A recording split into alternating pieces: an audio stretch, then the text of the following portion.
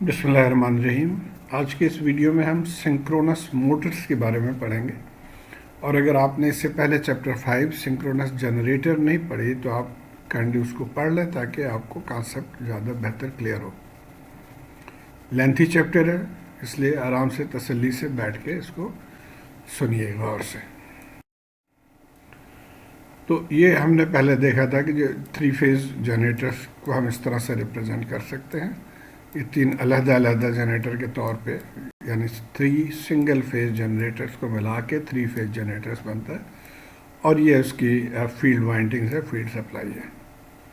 Exactly उसी तरह 3 phase Motors भी यही है कि ये जनरेटर और मोटर के लिए सेम डायग्राम यूज़ होता है, और सिर्फ ये है कि जिसके आउटपुट वोल्टेज जनरेटर के केस में कम होगा क्योंकि यहाँ से वोल्टेज जनरेट होता है और यहाँ से ड्रॉप होकर आउटपुट पे आता है। मोटर के केस में हम यहाँ से सप्लाई देते हैं तो ये वोल्टेज ज़्यादा होना चाहिए, और ड्रॉप होने के बाद ये मोटर के क्रॉस जो वोल्टेज एप्लीकेबल है वो यहाँ पे है। और जैसे मैंने बताया कि जब हम इसको एक्चुअली एनालिसिस में हम सिर्फ एक फेज़ को एनालाइज करते हैं, तो ये पर फेज़ डायग्राम हो गया इसका। और ये वोल्टेज इक्वेशंस आप देखें अब यहाँ पे, जैसे मैंने बताया कि ये ज़्यादा होगा और ये कम, तो इसका मतलब है V बराबर होगा क्या, ड्रॉप इसमें और ये, यानी EA प्लस XS IA और RA IA ये। और यहाँ से आप चाहें तो EA इक्वेशन इस तरह से निकाल सकते हैं। अब हम स्ट्रेट अवे सवाल पे जाएंगे और सवाल के दौरान जो थ्योरी की ज़रूरत पड़ेगी उसको हम रिकॉल कर लेंगे। तो सबसे पहले आइए देखिए क्वेश्चन को पढ़ते हैं। 208 वोल्ट।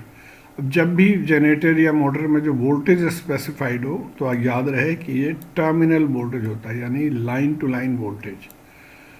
तो 208 वोल्ट 45 kVA इसके रेटेड पावर है, 0.8 पावर फैक्टर लीडिंग है, डेल्टा कनेक्टेड है, 60 हर्ट्ज है, और इसके सिंक्रोनस रिएक्टेंस ये दिया हुआ यहाँ पे।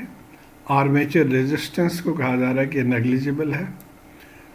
फ्रिक्शन लॉसेस 1.5 किलो है और core loss 1.0। Initially the shaft is supplying a 15 horse power load. So motor को जब आप रन कर रहे हैं तो it is turning A 15 horse power load को ये मोटर घुमा रही है, and the motor's power factor is 0.8 leading। अब करना क्या है यहाँ पे, सबसे पहले स्केच करना है phasor diagram of the motor, और उसके लिए हमें IA, IL और EA वगैरह भी पता करना होगा। फिर अगला फेज ये कह रहा है कि जब अगर हम मोटर पे लोड बढ़ा दें, हम 30 हॉर्स पावर कर दें, तो बिहेवियर में क्या तब्दीली आएगी वो देखना होगा। और फिर इस 30 हॉर्स पावर के लिए हमने अगेन करंट और वोल्टेज पता करना होगा, और इसकी न्यू पावर फैक्टर इस मोटर के लिए डिराइव करना होगा या फाइंड करना होगा। तो एक नज़र में हम यहाँ पे समराइज मैंने कर लिया क्या क्या गिवन है। टर्मिनल वोल्टेज है, रेटेड पावर है, पावर फैक्टर लीडिंग है, और ये तमाम वैल्यूज़ इसको हम यूज़ करेंगे आगे चल के। तो आइए हम पार्ट ए को पढ़ते हैं। इसमें क्या रिक्वायरमेंट है, sketch the phasor diagram of the motor and find values of IA, IL and EA। तो ये इक्वेशन हमने अभी पढ़ा है, मोटर के लिए ये इक्वेशन है, और इसका फेजर डायग्राम कुछ इस तरह से होता है। तो ये आर्मेचर करंट है, ये टर्मिनल आउटपुट वोल्टेज है या इनपुट वोल्टेज इस केस में, मोटर के केस में V फेज, एक फेज के लिए, और ये जो है वो EA है, यानी वोल्टेज अक्रॉस द मोटर, जैसे यहाँ से हम देख रहे हैं, और ये ड्रॉप है अक्रॉस द रिएक्टिव टर्न्स। और ये डायग्राम है जबकि RA नेग्लिजिबल है, जो कि हमारे केस में RA नेग्लिजिबल है। अब हमें यहाँ से या इसको प्लॉट करने के लिए एक्चुअली हमें क्या क्या चीज़ें चाहिए, IA चाहिए, या ये X गिवन है, फिर V फेजर चाहिए V5 और EA। और ये जैसे मैंने बताया कि ये हमारे गिवन आइटम्स हैं, इसको हमने नोट कर लिया यहाँ पे। अब कुछ रिलेशंस जो हम इससे पहले जनरेटर के केस में पढ़ कर आए हैं और मोटर में भी यही एप्लीकेबल है, वो है कि जो लाइन करंट और फेज करंट में ये रिलेशन होता है, यानी फेज करंट या जो कि हमारे केस में आर्मेचर करंट जिसको हम कहेंगे, वो लाइन करंट डिवाइडेड बाय √3 है। फिर लाइन करंट के लिए एक और फार्मूला भी है कि Pn divided by √3 VT cos। Actually जब आप Pn बराबर होगा √3 VT IL cos थीटा, तो वहाँ से ये डिराइव कर लिया गया है। फिर हमने पावर फ्लो डायग्राम से ये पहले पढ़ा हुआ था कि पावर इन जो है उसमें power out plus mechanical loss, core loss और इलेक्ट्रिकल लॉसेस। फिर जो पावर आउट अगर यहाँ गिवन है HP में गिवन है, तो HP को हम 0.746 किलो वाट से मल्टीप्लाई करते हैं ताकि ये वाट में कन्वर्ट हो जाए। तो पहला हमने पावर आउट मालूम कर लेना है। 15 हॉर्स पावर गिवन है रेटेड, ये लोड पावर 15 हॉर्स पावर, उसको हमने 0.746 किलो वाट पर HP या 746 वाट से आप मल्टीप्लाई कर लेते हैं, तो ये हमारे पास आ गया 11.19 किलो पावर जो लोड को हम दे रहे हैं। फिर Pin अभी हमने कैलकुलेट करना है कि हम जो सप्लाइड पावर कितना है, तो ये तमाम वैल्यूज़ हमने यहाँ पे पुट कर दिए जो लॉसेस वगैरह गिवन है, और ये आउटपुट पावर है। तो इसका मतलब है कि इस मोटर को हम 13.69 किलो वाट पावर इन दे रहे हैं। अब पावर इन हमें पता चल गया, तो हम लाइन करंट मालूम कर सकते हैं इस फॉर्मूले से। सो Pin एक्चुअल जो फॉर्मूला है वो ये है कि P जो पावर जो होता है वो √3 VT IL cos थीटा। इसके बाद तो यहाँ से हमने ये ड्राइव कर लिया था, और अब ये तमाम वैल्यूज़ हमारे पास मौजूद हैं। Pin हमने यहाँ से कैलकुलेट किया हुआ था, VT गिवन है 2.208, पावर फैक्टर गिवन है 0.8, तो यहाँ से IL आ गया 47.5 एम्पेयर लाइन करंट। तो हमने लाइन करंट कैलकुलेट कर लिया था। अब यहाँ से हम आर्मेचर करंट या फेस करंट कैलकुलेट करेंगे। उसके लिए इस डायग्राम को देखिए, ये डेल्टा कनेक्शन है, तो मोटर डेल्टा कनेक्टेड है। अब डेल्टा कनेक्टेड की प्रॉपर्टी ये है कि जो टर्मिनल वोल्टेज या लाइन टू लाइन वोल्टेज है वही फेज वोल्टेज है, यानी VT is equal to V phase. लेकिन करंट में फ़र्क होता है कि लाइन करंट और फेज करंट में ये रिलेशन है कि I फेज, या हमारे केस में जिसको हम I आर्मेचर कहेंगे, that is less than the line current, और ये है IL डिवाइडेड बाई √3। तो अब यहाँ से हम IA निकाल लेंगे। सो IA हो गया, इसको डिवाइड कर देंगे √3 से, तो 27.4 एम्पेयर। अब ये इसके मैग्नीट्यूड है। फेजर प्लॉट करने के लिए हमें एंगल भी चाहिए, तो हम यहाँ से इसको फेजर फॉर्म में लिख लेते हैं। तो 27.4, और एंगल क्या होगा, जो cosine inverse of the power factor 0.8 है। तो अब ये आप कैलकुलेट कर लेंगे तो ये आ जाएगा 36.87। तो ये फेजर फॉर्म में आ गया हमारा जो करंट है, आर्मेचर करंट। अब हम बाकी दो पैरामीटर्स रिक्वायर्ड हैं, V फेजर और EA, वो हम निकाल लेंगे यहाँ से। तो जैसे क्वेश्चन में दिया हुआ है कि ये जो रेजिस्टेंस है, आर्मेचर रेजिस्टेंस नेग्लिजिबल है, तो देयरफॉर हमारा इक्वेशन कुछ इस तरह से बन गया। और अब इसमें वैल्यूज पुट कर देंगे। V फेजर 208 एंगल 0 ये गिवन है, यही टर्मिनल वोल्टेज है और यही फेज वोल्टेज हो गया। XL गिवन है, XS गिवन है, और IA हमने अभी कैलकुलेट कर लिया। तो ये कैलकुलेट करके EA आ गया 255 एंगल -12.4 डिग्री।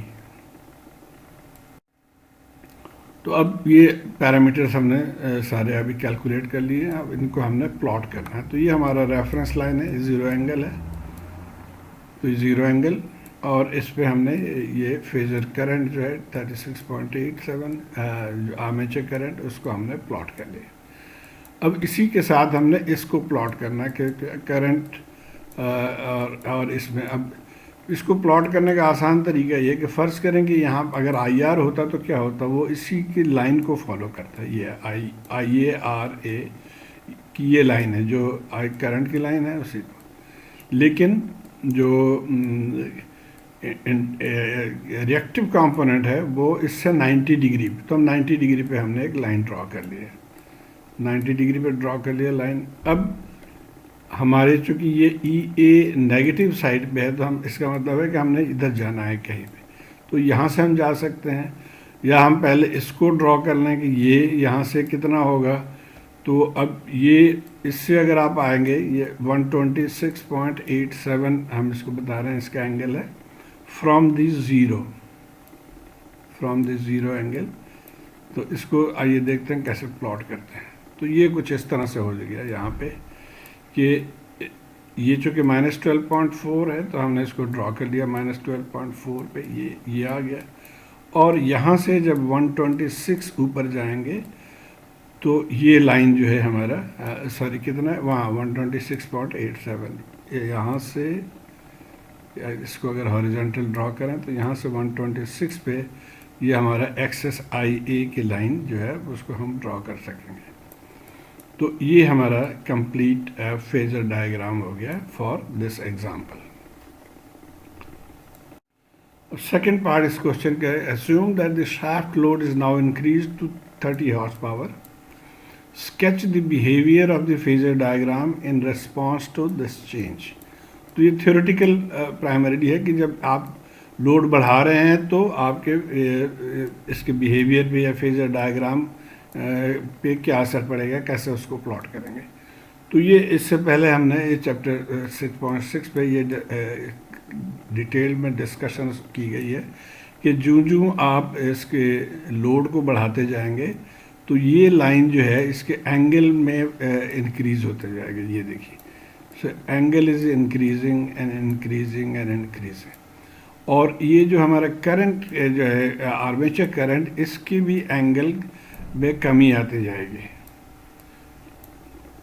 तो और एक स्टेज पे जाके इसका बिहेवियर चेंज हो जाएगा, लेकिन हमें उसमें अभी जाने की ज़रूरत है। हम सिर्फ ये यहाँ पे हम कमेंट करेंगे कि जब आप फेज बढ़ाएंगे तो इसका जो एंगल है वो बढ़ जाएगा। तो ये कमेंट यहाँ पे कुछ इस तरह से है, as the power of the shaft increases to 30 horse power the shaft slows momentarily. ज़ाहिर है जब आप उसके ऊपर लोड ज़्यादा डाल रहे हैं तो it will slow down. And the internal generated voltage EA swings out to a larger angle. तो ये जो EA वोल्टेज है उसके एंगल में इजाफा हो जाएगा while maintaining a constant magnitude, लेकिन ये मैग्नीट्यूड विल रिमेन सेम। अब ये देखिए इस एक लोकस है इसका, यानी जो मैग्नीट्यूड यहाँ पे है वही मैग्नीट्यूड यहाँ पे है, वही मैग्नीट्यूड यहाँ पे, सिर्फ एंगल में इजाफा हो रहा है जब आप लोड इसके ऊपर डाल रहे हैं। So swings to a larger angle delta while maintaining constant magnitude.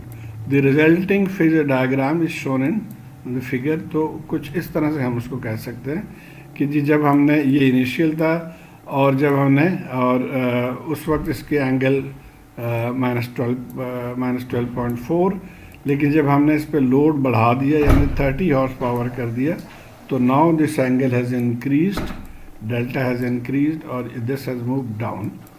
और इतना ही काफ़ी है। अब डेल्टा कितना है ये हम आगे कैलकुलेट करेंगे अगले सवाल में।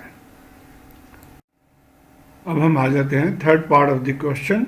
यहाँ पे भी हमें एक करंट्स आई एल और वोल्टेज ई ए पता करना है, जबकि लोड चेंज हो गया टू 30 हॉर्स पावर, और फिर न्यू पावर फैक्टर भी हमने निकालना है। तो सबसे पहले हमने देखना है कि जो लोड हमारा चेंज हुआ उससे इनपुट लोड पे क्या फ़र्क पड़ा। अब ये सिर्फ चेंज हुआ है, बाकी तो सेम है। और ये 30 हॉर्स पावर हो गया तो हम इससे मल्टीप्लाई कर लेंगे। तो इनपुट पावर जो इस लोड के लिए देना है हमने वो है 24.88 किलोवाट। और अगर आपको याद हो, हमने पढ़ा था कि जो जो लोड हम इंक्रीज करते जाएंगे तो ये एंगल बढ़ता जाएगा। और अब ये फ़र्ज़ कर लेते हैं कि ये है new E A with this angle delta. Magnitude हमने कहा था जी, मैग्नीट्यूड विल रिमेन सेम, तो 255 मैग्नीट्यूड। लेकिन अब डेल्टा क्या है वो हमने यहाँ पे कैलकुलेट करना है। अब इसके लिए हम चैप्टर 5 जो कि सिंक्रोनस जनरेटर से रिलेटेड है उसका हम हेल्प लेंगे। सिंक्रोनस जनरेटर के लिए हमारा कुछ ये डायग्राम था, इस तरह से हमने इसको ड्रॉ किया था। और जब R 0 है तो उसके लिए भी ये फेजर फॉर्म आ गया था। तो इस डायग्राम से अगर आप देखें, हम यहाँ पे ये वैल्यू जो है परपेंडिकुलर, इस पे हम इंटरेस्टेड हैं निकालने को, क्योंकि हमें एक्चुअली क्या कैलकुलेट करना है, हमें ये डेल्टा एंगल कैलकुलेट करना है। तो ये देखिए, ये इसका एंगल जो है वो है डेल्टा। तो इस डेल्टा एंगल कैलकुलेट करने के लिए हमें ये चाहिए आपका परपेंडिकुलर, ये मालूम करना। तो परपेंडिकुलर जो है वो क्या होगा, ई ए साइन ऑफ थीटा। ये परपेंडिकुलर है तो ई ए साइन ऑफ थीटा।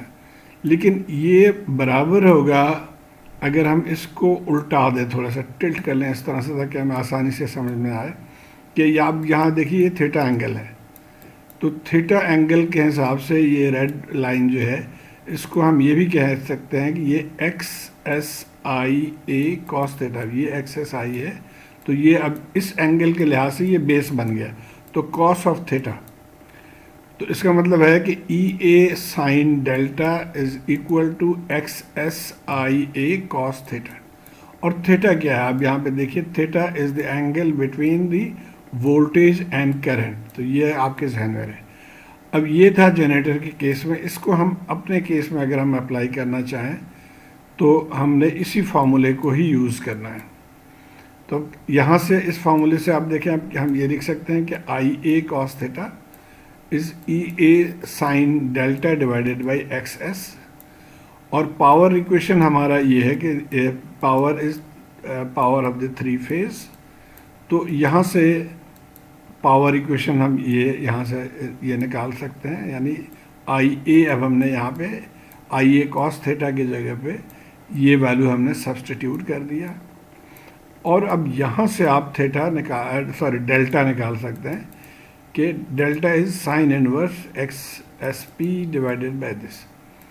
अब हम इसको अपने सवाल से रिलेट करते हैं।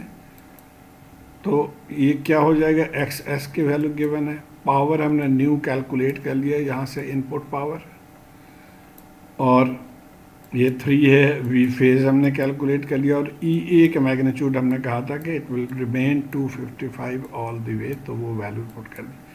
तो यहाँ से अब एंगल निकल आया कि sine inverse 0.39 that is 23 degree. तो ये डेल्टा जो है एक्चुअली 23 डिग्री नीचे, या -23 डिग्री आप कहेंगे इसको। ओके, सो अब ई ए हमें मैग्नीट्यूड पता था और एंगल पता हो गया, और हमें पता है कि रेफरेंस लाइन से नीचे है, तो इसलिए हम यहाँ पे माइनस लिख लेंगे। सो ई ए इज़ 355 एंगल -23 डिग्री। तो ई ए कैलकुलेट हो गया। अब यहाँ से हम आई एल आई ए भी कैलकुलेट कर लेंगे। सो ई ए ये हमने कैलकुलेट कर लिया था, और ये हमारी लाइन है जो न्यू विद -23 डिग्री। तो इस इक्वेशन से, जो कि हम पहले जिसमें हम आर को नेगलेक्ट कर चुके हैं, यहाँ से अब आई ए हो जाएगा V phasor E A J X. अब इनके वैल्यू हम पुट कर देते हैं। वी फेजर जो, या वी फेज आउट जो है इनपुट वोल्ट 208 एंगल 0 था, ये 255 एंगल -23 है, और ये जे 2.5 है। तो अब यहाँ से हमारा phasor current, new phasor current आ गया 41.2 और एंगल 15 आ गया। यानी अब ये अगर पहले यहाँ पे 23 था, तो अब ये इस जगह पे आ गया एंगल 15, ये एंगल। और यहाँ से आई एल इससे बड़ा होता है बाई √3, तो आई एल निकल आया 71.4। और अब एक चीज़ यहाँ पे ये देखना है कि हम अब ये जो एंगल हमारा है 15, जो कि हम ये कह सकते हैं कि ये थीटा वी माइनस थीटा आई जो एंगल होता है जिसे पावर फैक्टर हम डिफाइन करते हैं। पावर फैक्टर जो होता है वो cos of theta V minus theta I. V का एंगल 0 है, यहाँ पे वी का एंगल 0 है, और आई का एंगल जो है वो 15 है। तो ये माइनस कर दिया तो ये -15 आ गया। इसका मतलब है कि पावर फैक्टर हो गया cos of theta V minus theta I, यानी cos of -15, and this is equal to 0.966। सवाल ये है कि ये लैगिंग है या लीडिंग है। तो आप एक तो यहाँ से भी आप देख सकते हैं कि जी यहाँ से आप आइडिया कर सकते हैं, लेकिन हम इसको गेस पे नहीं जाते, हम लेट्स अंडरस्टैंड इट। अब यहाँ से आप देखें तो ये क्या हो रहा है कि थीटा आई बराबर है थीटा वी प्लस 15। इसका मतलब है आई लीडिंग। तो आई लीड कब करता है, ये अगर आपको याद हो तो कैपेसिटर के केस में आई लीड करता है। So I means I is greater और leading, and this is capacitive case. और कैपेसिटिव केस में जो है वो पावर फैक्टर लीड करता है। इंडक्टिव केस में पावर फैक्टर लैग करता है, और कैपेसिटिव केस में पावर फैक्टर इज़ लीडिंग। तो यहाँ से हम लिख सकते हैं कि पावर फैक्टर इज़ 0.966 लीडिंग। तो उम्मीद है आप इसको फॉलो कर पाए होंगे। थोड़ा सा लेंथी ज़रूर है, लेकिन आप इसको गौर से अगर देखेंगे तो आसान रहे सवाल। शुक्रिया।